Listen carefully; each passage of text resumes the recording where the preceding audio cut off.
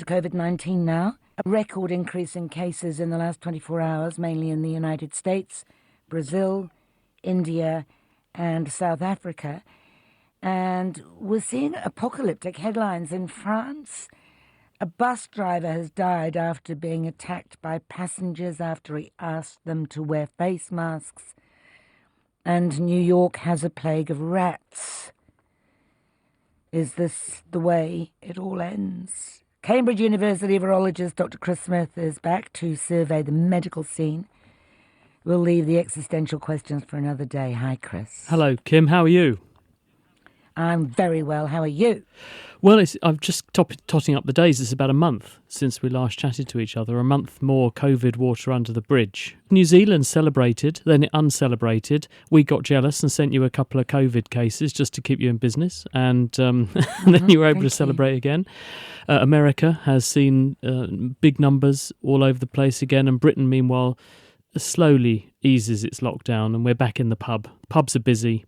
People are also revelling in the idea they're going to be able to play all sports and cricket pretty soon, and the gym's going to be open so you can go swimming again. So there's a slow smoothing of the way back towards normality, at least as close as we can get, while meanwhile one of our cities remains in an extended lockdown, as does Melbourne in Australia.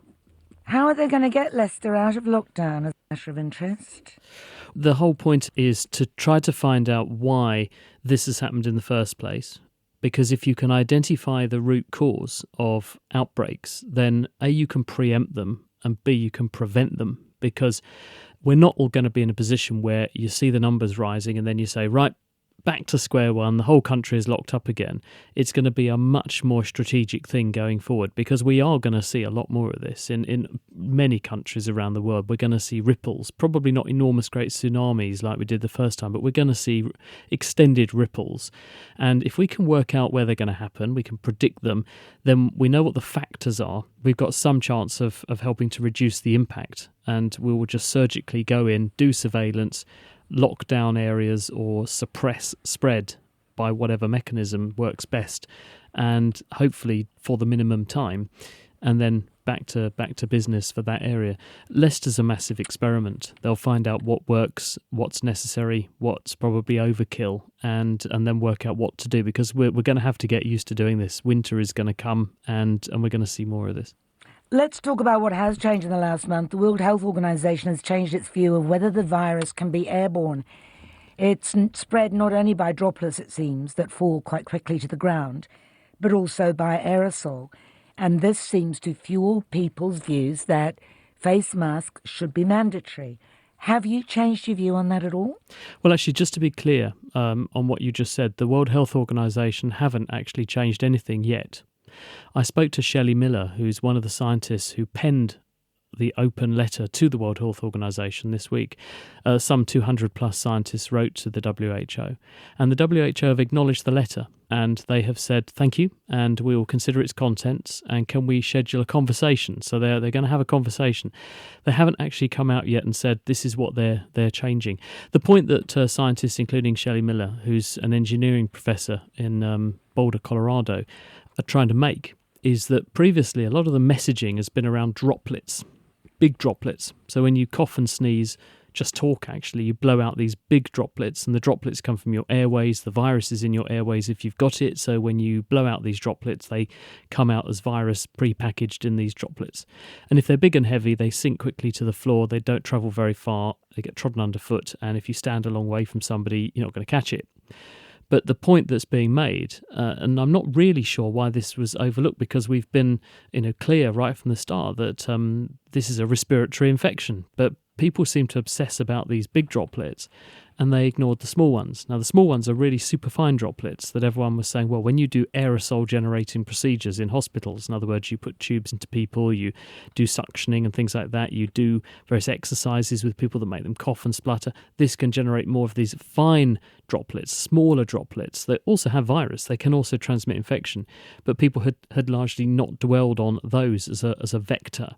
And because they're smaller, they bob around in the air for longer, they travel farther, and they could therefore encroach on people much more than the social distancing measures. They also go straight through and around masks much more easily. So this doesn't say, oh, this means we all have to wear face masks. What this says is we have to be very cognizant of the fact that a lot of the buildings we're all knocking around in, and a lot of the black and yellow stripy tape and one-way streets we've put in our buildings, perhaps is just the tip of the iceberg, and that will help a bit, but we've got quite some way to go, because we have to consider much more carefully the air, where the air goes and circulates in a building, how it spreads, because that's how we're going to be seeing a substantial number of transmissions, especially in winter time in countries like the UK, when everyone retreats indoors and shuts the windows and doors and ends up stewing in an office for longer than they'd like. There seems to be a pressure around the world for governments to make face masks mandatory, however. What's your view on it now? Well, I'm going to wait and see. At the moment, what we've said in the UK is that if you're going into an area where you can't do social distancing, or where someone may encroach on you, then this is going to be a good idea, because what it will do is it will protect them from you. And so public transport, for example, in England at the moment, that's the case. Nicola Sturgeon, the First Minister in Scotland, has said if you're going out to the shops, then you should be wearing some kind of face covering. But at the moment, that's all the legislation that's been passed. So we're going to have to wait and see where we stand on this. I mean, I think there are circumstances where this may be useful. There are circumstances where this is going to be less useful. I mean, taken to extremes, for example, if you live in the middle of nowhere, like I do, if I walk out my front door, I will meet nobody. No one will meet me. I'm not going to infect anybody. They're not going to infect me. But by walking on the village green, I could potentially be committing a crime if we mandate that you have to wear a face mask outside. And so you go for a stroll with your dog and you're now a criminal until proven otherwise. I think there has to be a proportionate thing here. And I think we have to rely on people to do the right thing rather than come along with a big stick, because carrot works much better than stick. And our research on vaccines and vaccination strategies tells us that. Chris, what is the situation with immunity and whether having COVID-19 confers any? Well, this is the outstanding question. I was actually sent last week a near patient or a point of care test for antibodies by a laboratory in America who I got talking to, and they said, would we interview them for a program I was going to make? And I said, well, you send me some of the tests first. So dutifully they did, and this FedEx box arrived and it had all these test kits in it. So I then phoned up my friends at the hospital who are immunologists who have made their own antibody test, and I said, can we run some of these tests and compare them with your test? So last week we went to the hospital and they found somebody who's a positive control, somebody who was going to just donate blood as a negative control, and then discovered she's hooching with antibodies to coronaviruses, so she's now the lab guinea pig. And we tested her on this point of care test, and we also ran the blood through the laboratory experiments, and she does have antibodies registerable on both, but the point of care test was a very weak positive for this person. And then you ask the question, well, how representative is she of the general population? Now, the data we have at the moment, it's an emerging area, and it's still very unclear, or far from clear, exactly what the having antibodies against coronaviruses actually means. But it looks like and we're seeing similar sorts of numbers cropping up across countries, which means they're probably sort of right. In the UK, we think about 5 to 10% of the population have antibody, and that's obviously going to vary across the country. If you live in London, it's probably north of 10%. If you live in Bedford, which is northwest of London, there's been a big outbreak there, and more than 20% of people seem to register antibodies there. In healthcare workers, it's about 7%. In more remote places, it's as low as 3%. And Spain this week followed up with their own study that came out in the Lancet Medical Journal, where they've gone to more than 65,000 people across Spain, and they've questioned them about their symptoms. They've then got blood from them and tested them using one of these test kits like the one I mentioned that looks a bit like a mini pregnancy test. And they have found similar sorts of numbers. It varies between 3% and 10% of people, except in people who say they've got a positive history of having had coronavirus in the 2 or 3 weeks before they took the antibody test, as in they had proven test for coronavirus, and then 87% of those have antibodies. And that gives us some kind of confidence that the tests are detecting the right thing. The big question, though, is how long does this last for? And that we just don't know. We've only known about the virus for 6 months or so, so we don't know whether those antibodies are going to be there for another 6 months or if they're just going to dwindle and fizzle out because other members of the coronavirus family that are very similar to this new coronavirus and that naturally infect humans, those antibodies disappear within a year or so. So we don't know if we'll be able to achieve long-term immunity against this. At the moment, it's an unwritten book. There goes the vaccine then, if that's the case. Well, that's what people are saying, that they're worried that if we can't drive a long-term immune response against this class of viruses, it does undermine the potential that what a vaccine can deliver. At the moment, though, we just don't know. And what we might see these vaccines doing is not preventing infection, but mitigating the effects of infection. Because the studies that were done by the Oxford group, this is from the Jenner Institute, they sent their virus to America. It was put into monkeys, which are a reasonable test model for catching COVID. And those monkeys that were vaccinated did not develop severe disease, unlike the control animals, but they did nevertheless get infected and were, unfortunately, able to pass the infection on. But it's still a win in some respects, because if you can mitigate the impact of infection, then you've got some way of preventing people from getting severe disease, which at the end of the day, that's what we're most worried about, isn't it? But one of the main problems seems to be the mystery of asymptomatic spread or pre-symptomatic spread. And that's the big unknown, is it not? Yes, and when you and I first started talking, we were saying that this is one of the success stories of this virus. This is why it is so effective. It has a significant proportion of people who have it have no symptoms or very few symptoms. And this means that they go about their business untroubled. They write off any symptoms they do have as inconsequential, but they remain infectious and can spread it. And as it can do that in such a high fraction of people, and we now know probably a very, very high fraction of people, that's what's contributed to its ability to penetrate so well across the world population. A study last week from the Office for National Statistics in the UK, it was a small analysis, but involved some 115 people. They actually found that as many as 2/3 of people who they examined had no symptoms or very trivial symptoms with this. And so as a result, if you extrapolate that to the population, then you could say, with reasonable confidence, maybe half of people who catch this may have no or such few symptoms that they would just write them off as, I just feel a bit tired today. And the lady I spoke about just now who lent me her blood for the point of care test, I said to her, did you have any symptoms? And she said, no, not that I can think of. Maybe a bit tired one day, but you attach significance to coincidence under these circumstances, so that may just have been a coincidental tired day. So this is a serious issue. Why is it that South Asian people in England and BAME people in Britain seem to be at higher risk of dying from COVID-19 than white patients? Is it, a listener asks, because of environmental or genetic reasons? There's probably a range of reasons for this. And, I was one of the first people actually to highlight this a number of months ago now, that there was this apparent association. I started seeing these numbers going up, and we were quite worried about it.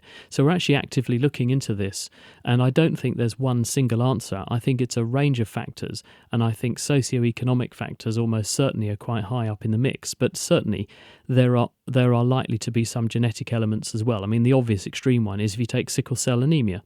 People who carry the gene for sickle cell anemia, much more common in people who are of African descent, because it gives resistance to malaria. So there's what's called a balanced polymorphism. People who carry that disease or are carriers, they have what's called the sickle cell trait. So they're not overtly ill with the disease except under extreme circumstances, but they carry it and a proportion of their hemoglobin is affected.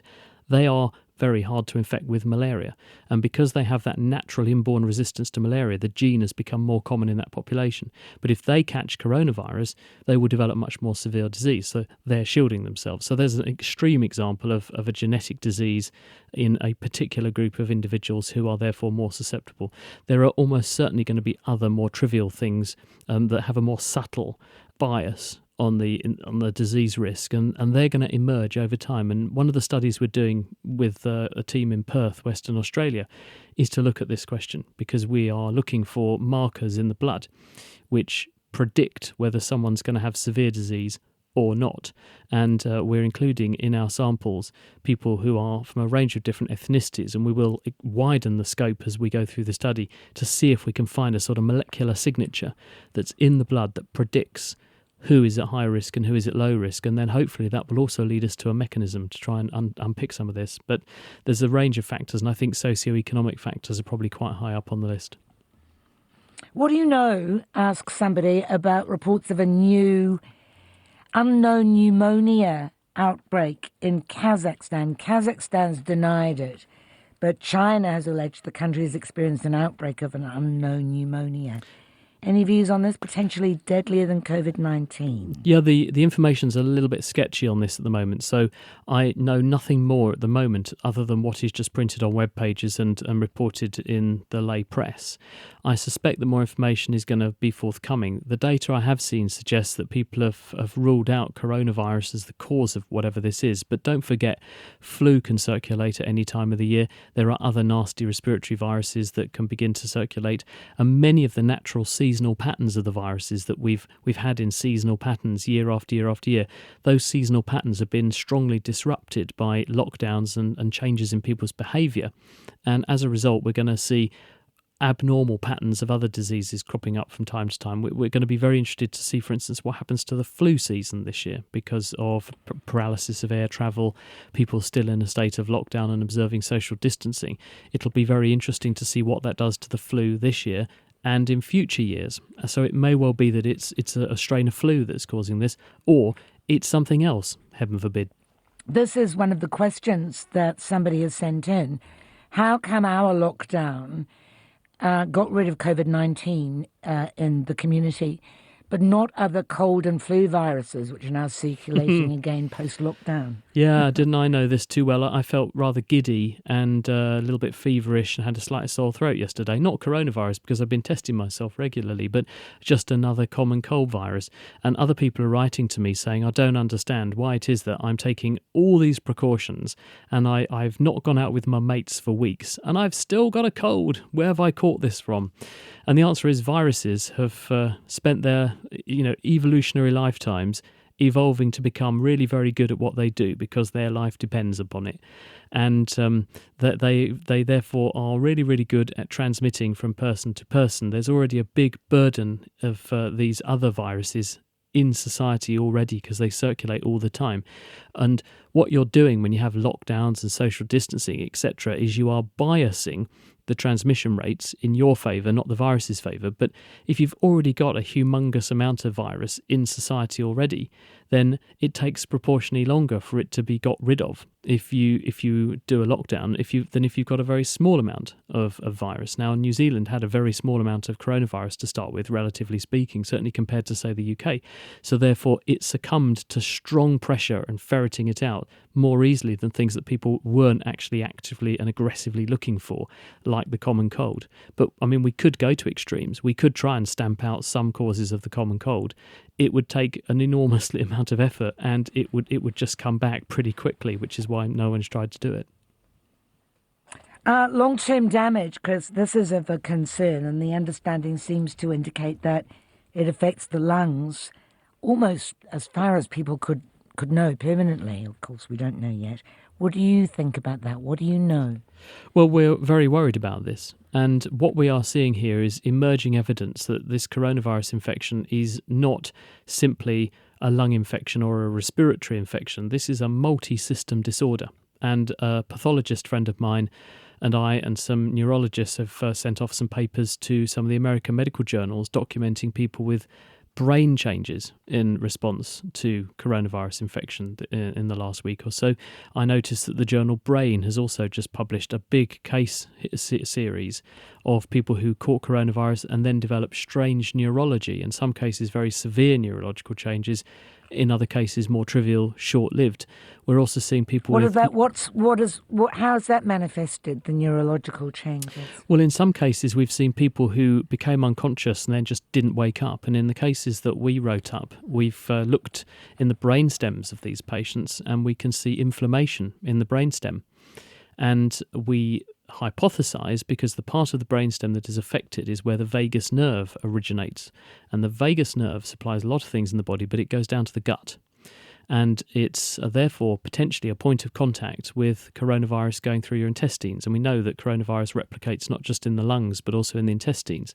So we're hypothesizing that the vagus nerve may be one route into the central nervous system for the virus. And if it gets in there, it may cause inflammation, which in turn damages other neurological structures, including those concerned with consciousness and those concerned with other things like respiration. And we know that some people get this state called happy hypoxia, where they'll run a very low oxygen level and they're not terribly worried by it. They're not overtly symptomatic, and we wonder if this is all linked up. But there are other syndromes as well. There's heart changes. There's a paper that scientists are about to publish showing that there are long-term changes to the heart in up to half of people who previously had no heart history after they've had COVID.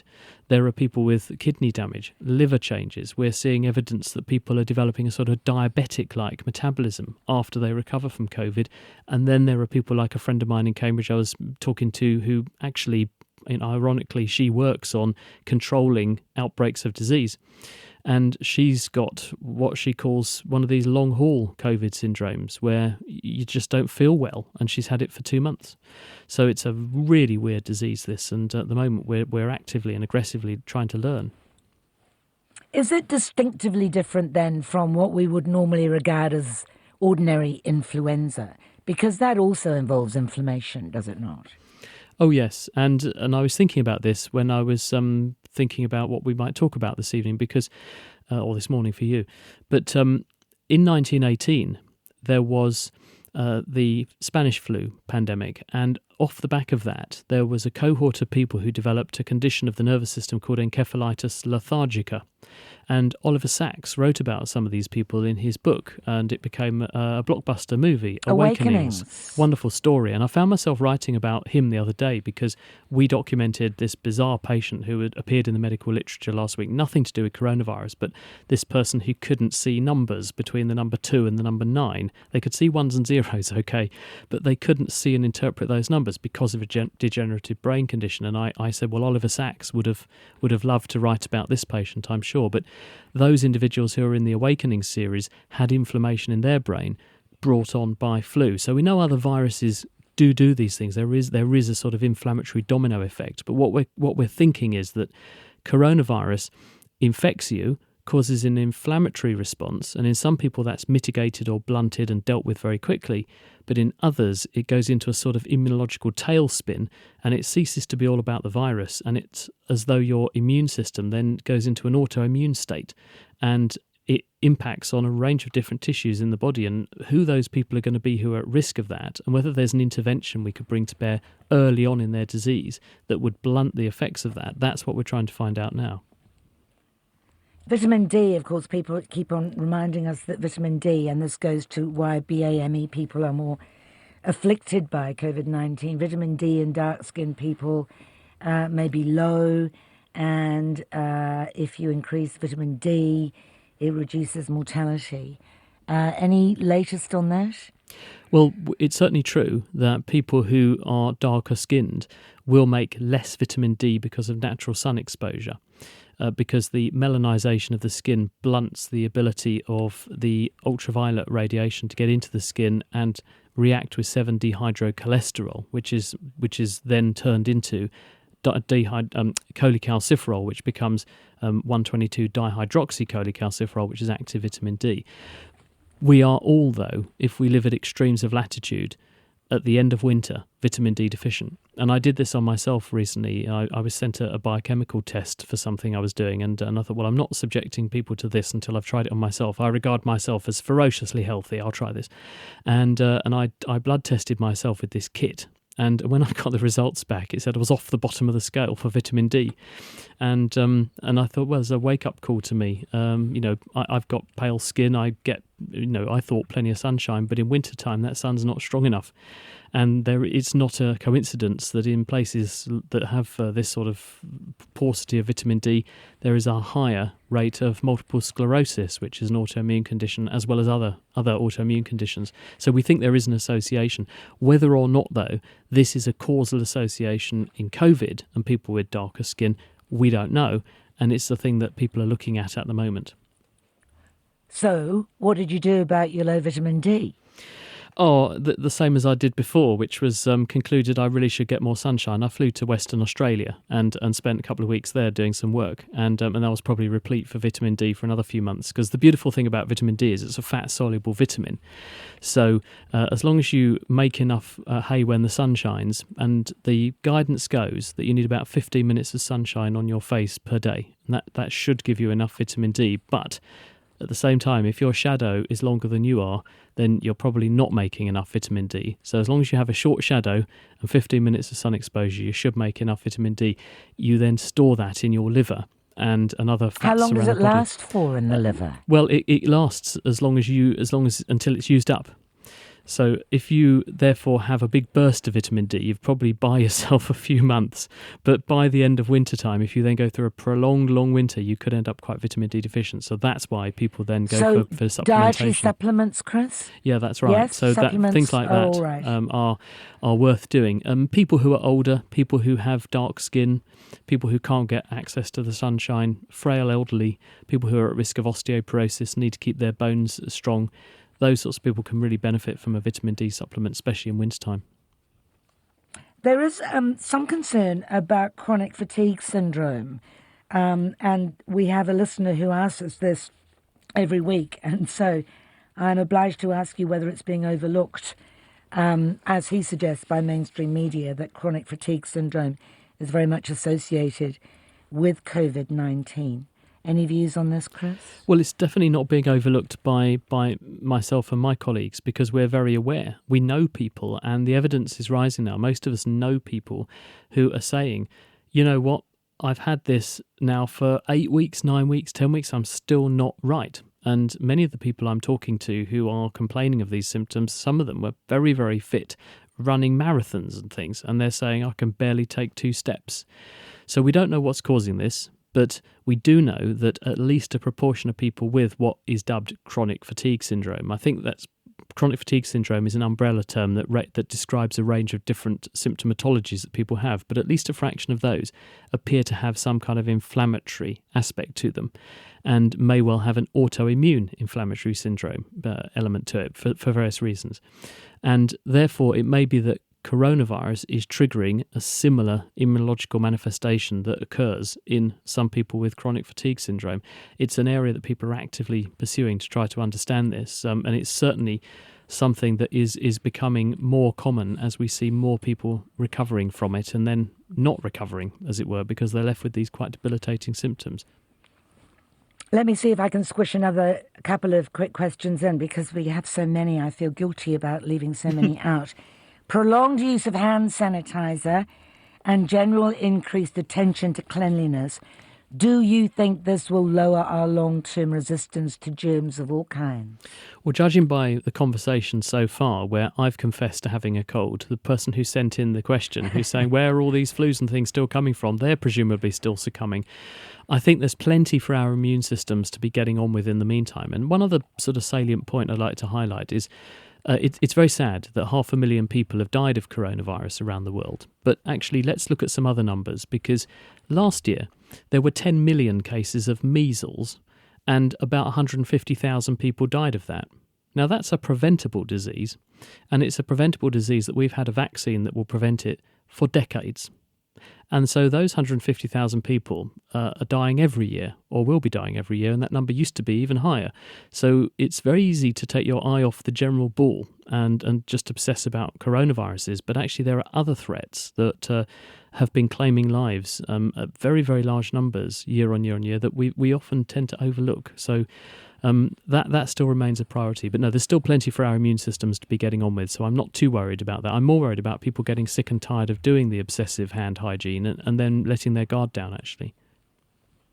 Does what you've just said not undermine the urgency of COVID-19 and suggest that we are overreacting? Well, I think some quarters people are overreacting a bit. I also think I want to remind people that there are other threats as well, and we mustn't take our eye off the ball, because measles, as I said, claims 150,000 lives, which is a third of the number that have died of coronavirus. But coronavirus has been around for less than a year. Measles has been doing this for many, many, many years, probably 2,000 years, claiming thousands of lives. And flu every year goes around the world and probably claims 300,000 people every year die of the flu.